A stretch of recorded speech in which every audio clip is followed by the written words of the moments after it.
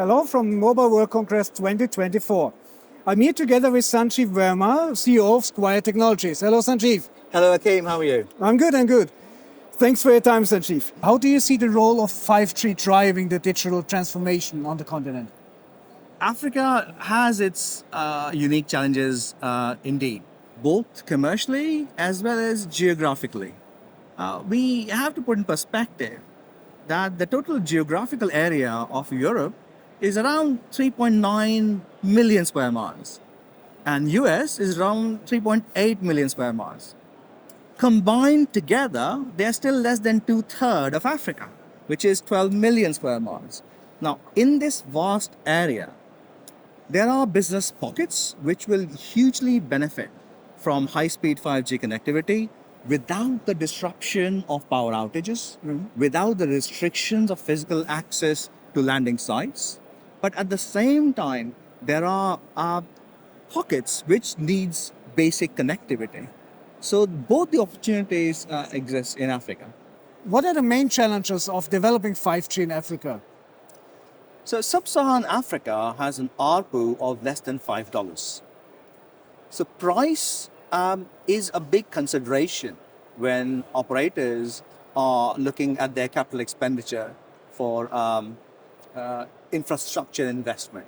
So that remains, but at the same time, we cannot ignore that the mobile penetration still is only 45% in Africa. And mobile internet user is actually 25%. And those are the challenges that we have to overcome. Okay.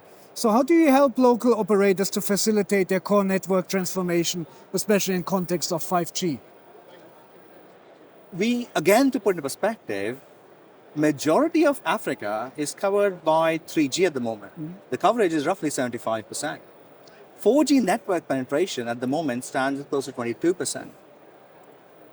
Now, in order to achieve an ecosystem, we need operators that they are able to repurpose the existing infrastructure, reducing the total cost of ownership. And that's where we can assist. What would you say is the main benefits of your, let's say, Sigla platform? So the idea is that unlike the big vendors, we don't believe in rip and replace. We believe in repurposing and allowing the customers to make their existing infrastructure forward and backward compatible. So Sigla provides a layer on top of the existing infrastructure, increasing the life and reducing the total cost of ownership and operation expenditure. So how does Squire Technology provide operators with your agile approach to, let's say, solve their decision-making process or network configurations? So as we touched upon, all the operators right now are running a 3G network and a 4G network. And now they're looking to launch 5G networks.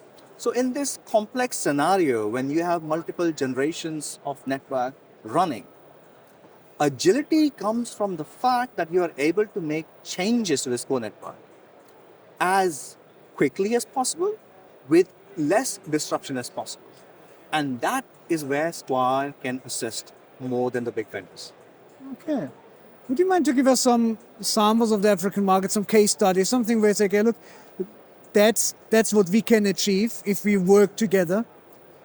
Certainly. So we have a number of customers in Africa. We have done lots of projects. Some of them that come to my mind is Africell in Gambia, Africell in Sierra Leone, who are using our signaling platform to bridge the gap between 2G, 3G, and 4G.